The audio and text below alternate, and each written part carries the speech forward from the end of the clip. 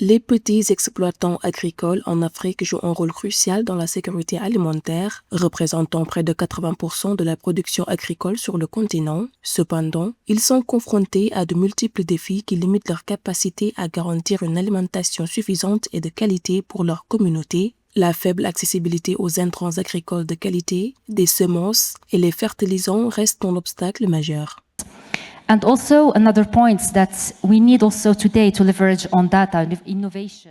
Il est préoccupant de voir ces petites exploitations agricoles utiliser encore les mêmes engrais et pratiques qu'il y a des centaines d'années. La qualité des sols se dégrade et le climat change. Nous ne pouvons pas demander aux petites exploitations agricoles de continuer à utiliser les mêmes méthodes au fil du temps. L'idée est effectivement de permettre à 70% de ces exploitations d'adopter de nouvelles recommandations et pratiques.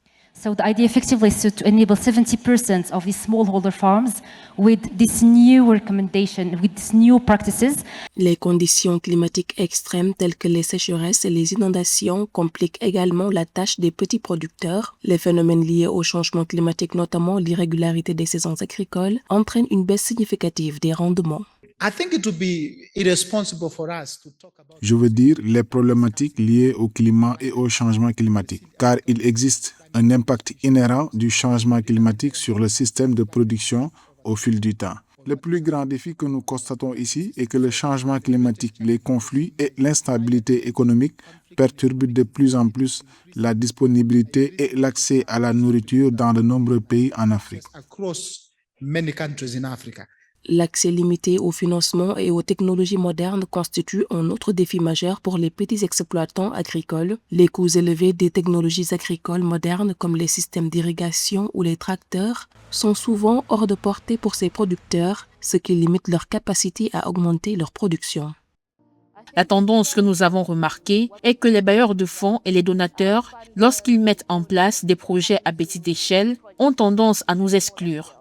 Il faut comprendre qu'en matière d'agriculture commerciale, nous faisons partie d'un écosystème. Nous sommes, en substance, la colonne vertébrale de la commercialisation. Et si vous les excluez, tout en ciblant uniquement les personnes qui cultivent pour leur propre subsistance, cela devient problématique.